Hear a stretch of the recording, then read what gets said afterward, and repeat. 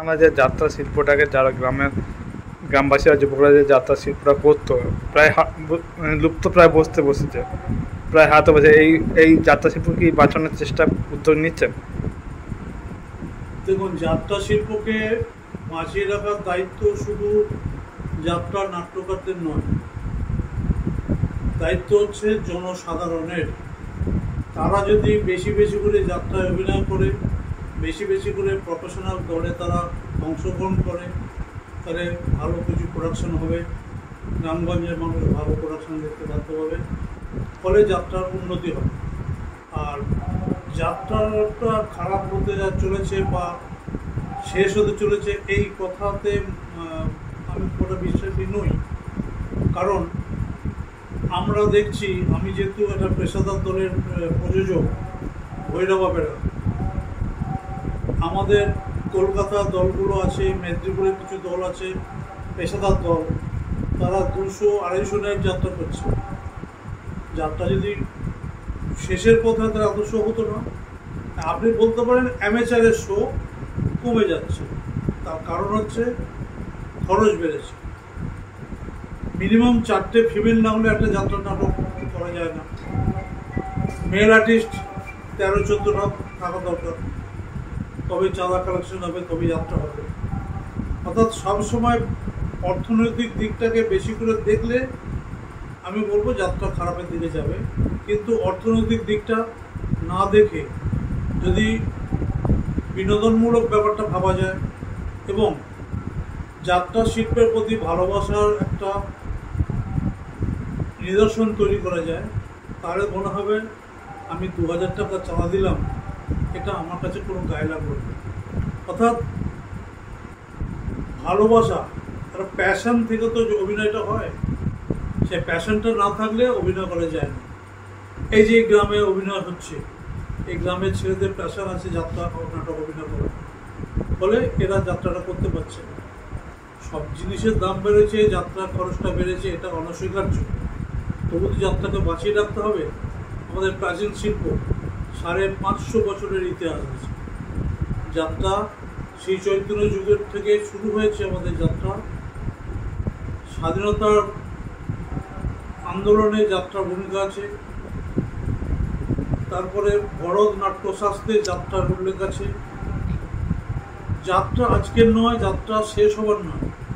কিছু সময় ভাটা পড়েও ছিল পেশাদার যাত্রা দলে। এখন বর্তমান সরকার আমাদের পাশে দাঁড়িয়েছেন, শিল্পীদের সম্মান দিচ্ছেন, একটা বৃহৎ আকারে একটা উৎসব হচ্ছে, উদ্বোধন হচ্ছে বৃহৎ আকারে। যাত্রাকে একটা এমন জায়গায় রাজ্য সরকার পৌঁছে দিচ্ছে, আমরা বলতে পারেন ভীষণভাবে উৎসাহিত বোধ করছি।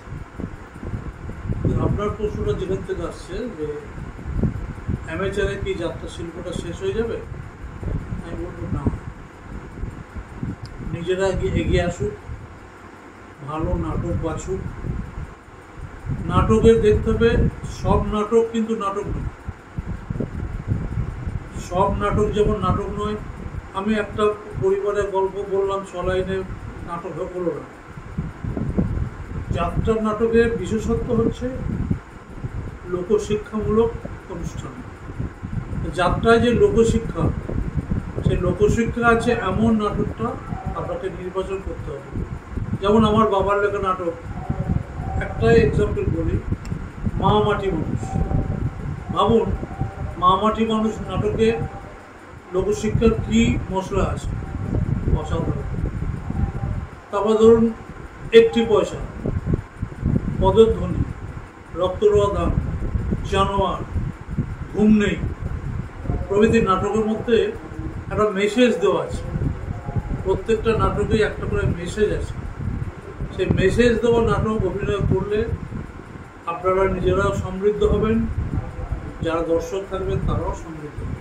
দেখা যাচ্ছে পূর্ব বর্ধমান জেলার মধ্যে দুটো যাত্রা শিল্পীর নাম করা ছিল, ভৈরব গঙ্গোপাধ্যায় আর সুনীল চৌধুরী। প্রায় মঙ্গলকোটে প্রায় অনেক গ্রামে দেখা যাচ্ছে বন্ধ, কাটোয়ারও বেশ কিছু গ্রামে আজ অ্যামেচার যাত্রাটা প্রায় অপেশাদার শিল্পীদের যাত্রাটা প্রায় উঠে যেতে বসেছে। এগুলো কি হলে কি গ্রামবাসী মানুষ অনেক দেখা যাচ্ছে অনেক যাত্রায় একটা গ্রামে দেখা যাচ্ছে মানুষ আসতো না, এখন অনেক কিছু গ্রামে দেখা যায় যাত্রা মানুষের ভিড়ভাড়টা বাচ্চা অন্য অন্য অনুষ্ঠানে থেকে কী বলবেন এই জন্য বার্তা কি বর্তমান প্রজন্ম কি বার্তা দেবেন? দেখুন, একটা কথা বলি, যাত্রা এমন একটা মাধ্যম যেটা মানুষ নিজেকে খুঁজে পায়।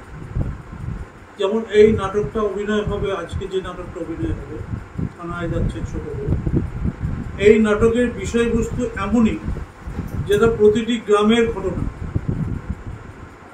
প্রত্যেকটা গ্রামে এরকম ধরনের মানুষ আছে, সেই মানুষগুলোর চরিত্র কেমন, সেই মানুষের দ্বারা কিভাবে সমাজ ক্ষতিগ্রস্ত হচ্ছে সেগুলো বোঝানো হয়, দেখানো হয়, এবং সেখান থেকে উত্তরণের রাস্তাও দেখানো হয়।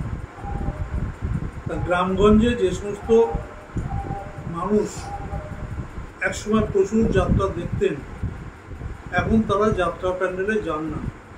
তার কারণ হচ্ছে, প্রথম কথা টেলিভিশন, কারণ হচ্ছে টেলিভিশন, দ্বিতীয় কারণ হচ্ছে টিভি সিরিয়াল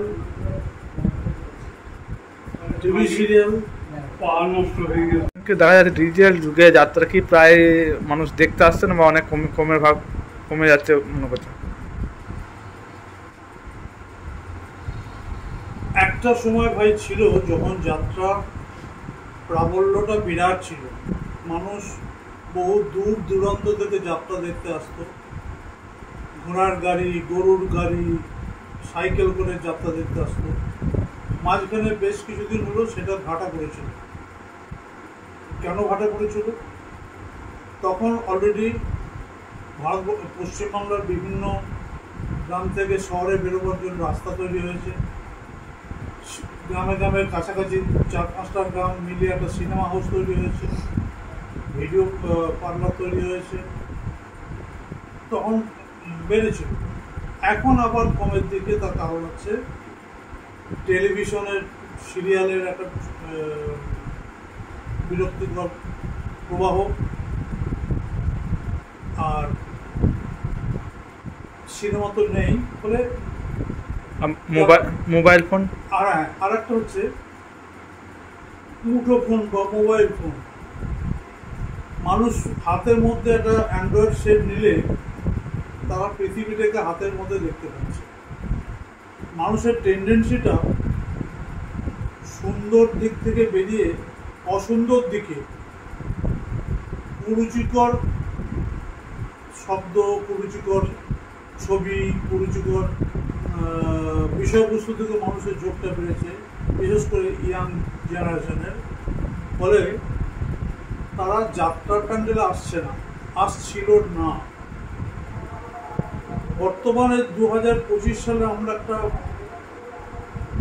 পর্যবেক্ষণ করে দেখেছি, আবার যেন সেই যুবক ছেলেমেয়েরা যাত্রামুখী হচ্ছে, যাত্রার দিকে ফিরছে। আর প্রতিটি প্যান্ডেলে সেল প্যান্ডেল বেড়েছে, ফ্রি প্যান্ডেলেও লোক বাড়ছে। ফলে হয়েছে কি, যাত্রার জন্য আবার যে আগের মতো সেই পুনর্জীবিত হয়েছে বলে আমরা মনে করি। সর্বোপরি রাজ্য সরকার, বর্তমান রাজ্য সরকার যাত্রার পাশে থেকে যাত্রাকে সব রকম সহায়তা দিচ্ছে, শিল্পীদের যেমন সম্মান দিচ্ছে, যেমন যাত্রার যারা দুস্থ কলাকুশলী তাদের যেমন একটা ভাতা দিচ্ছে এককালীন, তেমনি যাত্রা একটা পুরস্কার চালু হয়েছে এবং যাত্রাকে অনেক বেশি প্রচারের আলোতে রাজ্য সরকার নিয়ে এসছে। এর জন্য রাজ্য সরকারকে আমরা ধন্যবাদ জানাই, কৃতজ্ঞতা জানাই। আর দেখা যাচ্ছে অপেশাদার শিল্পীরা এখন তো অনেক ভাতা পাচ্ছেন, যারা গ্রামের প্রকৃতপক্ষে যারা যাত্রাটা এই যে ভাতা পাবে না, গ্রামগঞ্জের শিল্পীরা যারা পেশাদার নয় তারা ভাতা পাবে না, এটা সরকারের নিয়ম বা নির্দেশ। প্রতি বছরই ভাতার জন্য দরখাস্ত যাওয়া হয়। যারা পেশাদার যাত্রার সঙ্গে যুক্ত ছিল, যেমন আমি কোনো মুদিখানার দোকান করেছি, আমি কি সরকারের কাছ থেকে পেনশন আশা করতে পারবো? পারবো, কারণ আমি সরকারের কাছে কোনো সার্ভিস দিইনি। যারা চাকুরিজীবী, সারা জীবন সরকারের কাজ করেছে, সরকারকে সময় দিয়েছে, শ্রম দিয়েছে, বিনিময়ে তার মাসিক একটা অর্থ সাহায্য পেয়েছে, বেতন পেয়েছে, কিন্তু সে অন্যদিকে নজর দিতে পারেনি, ফলে সে একটা পেনশন পাওয়ার যোগ্য। তেমনি যে ব্যক্তি বা পুরুষ বা মহিলা যিনি পেশাদার যাত্রার সঙ্গে কোনোভাবেই যুক্ত নন, তিনি কিন্তু এই পেনশনের জন্য উপযুক্ত নন। অনেক পেনশন অপেশাদার শিল্পী দরখাস্ত করেছিল, রাজ্য সরকার সেগুলোকে বাতিল করেছে। রাজ্য সরকারের গাইডলাইন অনুযায়ী আমরা প্রতি বছরই তো আমরা সার্ভে করতে যাই, সেগুলো বাতিল করতে হয় সরকারের নির্দেশ মেনে। পেশাদার যদি কেউ থাকেন, যিনি যাত্রায় অভিনয় করেছেন বা যাত্রার সঙ্গে যে কোনোভাবে যুক্ত আছেন, তিনি এখন বর্তমানে অসুস্থ হয়ে পড়েছেন, বয়স বেড়ে গেছে, শারীরিকভাবে অক্ষম হয়ে পড়েছেন, সেই সমস্ত ব্যক্তি বা শিল্পীকে আমরা পেনশনের আওতায় নিয়ে এসেছি। যেমন প্রথম দিকে শুরু হয়েছিল এই 100-150 মধ্যে, এখন সেটা আমরা দিচ্ছি 800, 950 কাছাকাছি আমরা তাদের পেনশন দিচ্ছি। আর্থিকভাবে পাশে দাঁড়ানোর চেষ্টা করছেন, সরকার চেষ্টা করছে, আমরা করছি না। হ্যাঁ, রাজ্য সরকার, আমরা মাধ্যম সেটা পৌঁছে দিচ্ছেন। আমরা যাত্রা একাডেমির মাধ্যমে রাজ্য সরকার সেটা মানুষের কাছে পৌঁছে দিচ্ছে।